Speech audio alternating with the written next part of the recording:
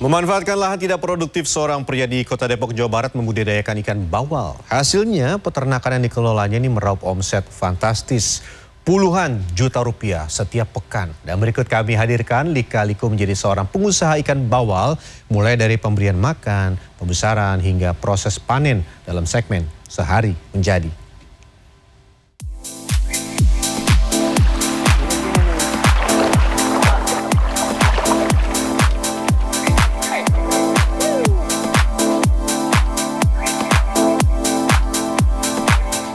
Penggemar kuliner rasa-rasanya sudah tidak asing dengan sajian dari bahan dasar satu ini, ikan bawal.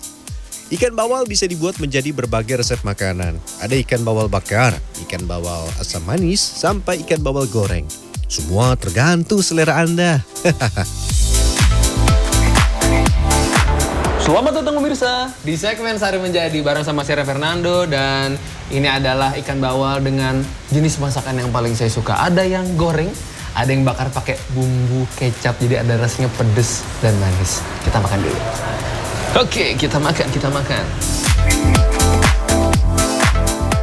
Ikan yang berpostur agak bulat dengan bentuk tubuh pipi ini sering menjadi pilihan santapan karena dagingnya lembut dan rasanya yang gurih. Bawal, jadi paling kalau misalnya makan ikan bawal itu enaknya dibakar sih, pakai sambal kecap kayak gitu. Karena dagingnya lebih banyak ya, nggak terlalu banyak duri gitu ya. Dan saya lebih suka dibakar sama pakai sambal kecap gitu. Mantap itu rasanya. Mantap banget pakai sambal ya kan, kasih nasi dikit. Memangnya saya hanya akan makan ikan bawal dong? Ya tentu tidak lah. Saya sudah ada di tempat budidaya ikan bawal tuh. Ikan lagi pada snack time, lagi pada makan-makan. Tapi saya akan bersihkan dulu agar mereka selalu sehat, cepat besar, dan tidak gampang sakit. Salah satu tempat budidaya ikan bawal yang menyediakan ikan dengan ukuran siap konsumsi untuk wilayah Jabodetabek berada di Kecamatan Sawangan, Kota Depok. Di tempat dengan luas 2000 meter persegi ini terdapat belasan empang yang diisi oleh puluhan ribu ikan bawal air tawar beragam ukuran. Ada yang beratnya mencapai 2 kg untuk seekor ikan bawal. Kegiatan di tempat ini dimulai dengan membersihkan aliran air. Sebab bila air di sungai tersumbat, ikan bawal berpotensi kekurangan oksigen dan rentan mati. Ayo, kalau Tuh, dua. Yuk. kalau diam taruh. Yuk, 1, 2, yuk. Yuk. Allah. Astaga, keras banget, Re. Ini 2010. Dan for your information, ini kan ada di salah satu sungai kecil nih. Si pipa-pipa ini tuh jadi kayak connecting untuk air satu sama lain. Jadi selain harus dibersihkan secara berkala supaya airnya bisa ngalir, memastikan juga nggak ada sampah yang nyangkut. Soalnya kalau ada sampah ikannya gampang mati. Jangan pada nyampur. Awalnya sekitar tahun 2005, lokasi di aliran Kali Angsana ini adalah lahan tidak produktif. Namun diubah oleh Abdul Malik jadi tempat yang mendatangkan pundi-pundi rupiah.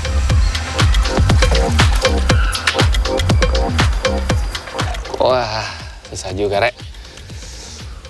Kalau dihitung-hitung nih ya, lumpurnya kurang lebih hampir sedengkul saya. Jadi ketika saya nginjak, ini tuh sudah base-nya nih. Tapi ketika saya menjejakkan kaki, set, masuk lagi.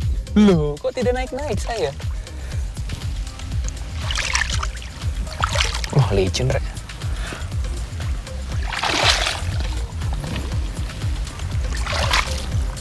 Iya. Merosot. Yo, longsor. Bentar. Bisa. Selain membersihkan sampah yang menyumbat, kami juga mengganti sekat yang terbuat dari kawat ini untuk mencegah ikan dari satu kolam bercampur dengan kolam lain. Biasanya ikan bawal di tempat ini diberi pakan 2-3 kali dalam sehari. Selain pelet ikan, biasanya ikan bawal juga diberikan makanan sayur-sayuran atau rerumputan untuk menambah variasi pakan ikan. Selain makan pelet, dikasih juga makanan yang dedaunan supaya ada variasinya. Biasanya ini untuk snack mereka. Kalau kebutuhan makanan utama, ya kebutuhan yang utama biasa dari pelet karena sudah begitu banyak kandungan di dalamnya. Tapi untuk snack dan cemilan, ada dedaunan ini.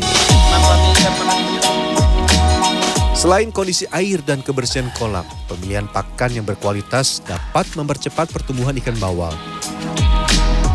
Masih kecil, umur 2 bulan. Yang dikasih snack itu biasanya yang butuh makanan biar makin cepat besar. Ini yang usianya tanggung, usia remaja.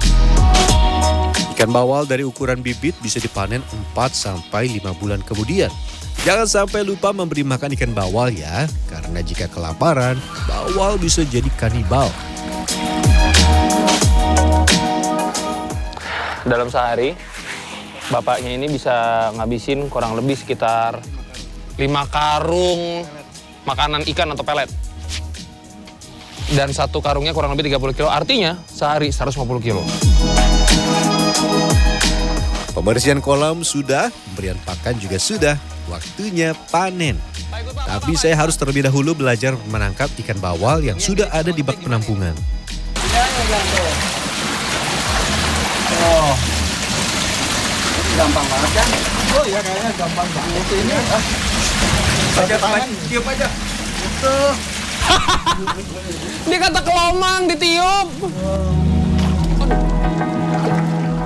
Ikan bawal tergolong ikan agresif dan memiliki sirip yang tajam. Walaupun tidak menggigit ketika dipanen, bawal biasanya sulit untuk ditangkap karena licin dan sirip yang bisa melukai tangan. Ketika panen, jangan digenggam terlalu kencang karena ikan akan melawan. Tapi juga jangan dipegang terlalu kendur karena ikan akan mudah meloloskan diri dari tangkapan. Ngegenggamnya jangan terlalu kencang, terus angkatnya langsung set. Nah, giginya tuh. Giginya ikan bawal tuh. Ar. Badannya besar, sisiknya kecil, aum. Selain bentuknya yang sekilas mirip ikan piranha, ikan bawal juga mirip dengan manusia, yaitu di bagian giginya. Gigi ini berfungsi untuk memecah biji-bijian atau buah serta makanan yang akan dimakan. Oke, waktunya panen di kolam utama. Jaring akan ditarik mengelilingi kolam hingga ikan bawal terperangkap dalam satu bagian saja. Ini, ada. Ini bikin sakit nih, di bawahnya ini kan masih tanah ya. Bener-bener literally tanah begini nih. Di tanah-tanah itu kadang baunya tuh ada batu-batu yang tajam. Sakit. Kalau mau pakai alas gerak yang nggak leluasa, bentar lah. Ntar dulu Pak, ada batu gede banget. Oh, tiba-tiba saya berdiri tinggi begini. Tancapkan juga bambu-bambu untuk menahan jaring, sehingga ketika ikan bawal yang agresif ini berusaha melompat ke sisi kolam yang lain, jaring tidak mudah rubuh. Pisahkan ikan bawal di 2 tempat penampungan. Yang pertama ukuran siap konsumsi yaitu 200-300 gram. Yang kedua ukuran sangat kecil di bawah 200 gram. Ini kecil gede Pak? Gede. Gede ya? Kilo 4. Dek, siapa Dek? Ya, maaf. Kita lanjut panen lagi. Dia kecil-kecil, tenaganya gede sekali. Tangannya besar. Wey, shalalalala. Sekali panen tempat ini bisa menjaring hingga 1 ton ikan bawal. Nah, dalam proses panen biasanya tidak berlangsung selama sehari, namun beberapa hari karena banyaknya jumlah ikan. Wah, ya dikit-dikit dia berdarah, Mas. Aduh. Kenalan ya? Udah sah ya? Sah, deal? Deal? Nah, kata bapaknya kalau udah tergigit, terham, udah sah jadi tukang ikan. Dan benar saja, tangan saya terluka ketika proses panen. Butuh hanya luka kecil. Oke, kita harus lebih berhati-hati ya. Kemudian timah ikan bawal dan pindahkan ke kolam yang lebih kecil. Ini memudahkan pembeli yang datang langsung ke lokasi untuk memilih ikan bawal yang diinginkan. Tapi ikan yang berukuran sangat kecil atau di bawah standar tidak langsung dijual. Harga 1 kg ikan bawal bervariasi. Bawal berukuran besar sekitar 500 gram dijual Rp40.000 hingga Rp50.000 per kilogram. Sementara ikan bawal yang berukuran lebih kecil sekitar 100-200 gram dijual Rp30 sampai Rp40.000 setiap kilogramnya. Selain lezat untuk dikonsumsi, ikan bawal juga digemari oleh para pemancing. Ikan bawal itu agak rakus ya, jadi pemancing itu dia senang dengan tarikannya. Kecil. Bila di total, omset tempat ini mampu meraup 10-30 juta setiap pekan. Ya, setiap pekan.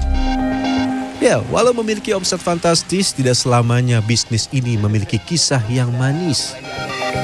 Itu pernah kejadian airnya nggak masuk. Kalau ini kan air lancar tuh, bagus airnya. Nah itu airnya nyumpel, pembuangan nyumpel, ikan mati semua.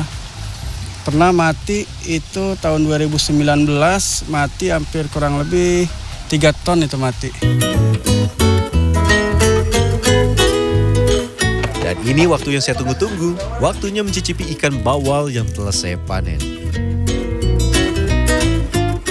Kalau gurame yang di empang, beberapa kali kan saya makan itu agak ada rasa dalam tanda kutip tanah ya. Nah, jangan pelit kalau gunakan air untuk mencucinya dan juga tambahkan bumbu-bumbu seperti ada pakai jahe, bisa juga pakai daun jeruk juga ketika lagi diungkep lah dalam tanda kutip biar tidak ada rasa tanahnya tersebut. Dan kalau sudah bersih, sudah clear semua rasanya cenderung manis karena dia masih segar. Wah, ibunya mantap gorengnya crispy. Manisnya pendapatan dari bisnis ikan bawal tentu menggiurkan, termasuk untuk saya. Tapi butuh komitmen dan konsistensi dari hari ke hari untuk menjaga dan memelihara ikan bawal sampai mencapai ukuran siap konsumsi. Nah, ada yang mau coba membudidayakan ikan bawal? Hati-hati ya, terluka tangannya seperti saya. Rian Fernando, Dwi Agung Yuljarto, Depok, Jawa Barat.